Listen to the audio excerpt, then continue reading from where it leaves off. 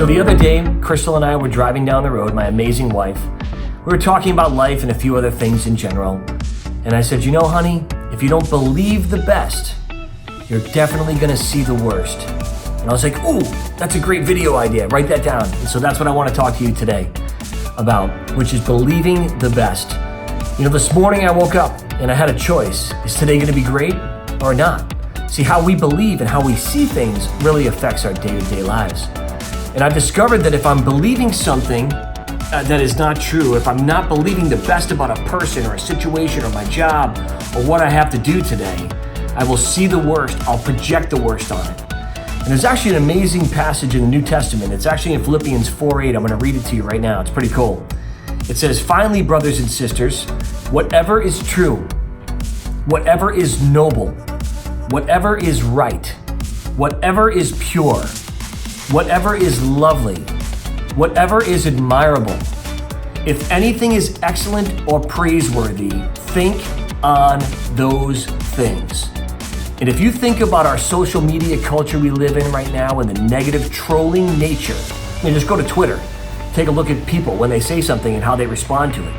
It is amazing how when we don't believe the best about somebody, we see the worst in them. Or how if we don't believe the best in a situation, we project the worst upon it. And I think what's so important for us to realize in our personal and professional lives, it goes down to even our most intimate relationships. If we don't believe the best in our friend or our wife or our husband or our boss or our coworker, we will see the worst in them. And what I really want to get across to all of us today, including me, by the way, it is so much easier to be negative than it is to be positive. And what the world needs more than anything, and what our work environments need more than anything, is positive attitudes with positive people who see the best and believe the best, because it makes all the difference in the world.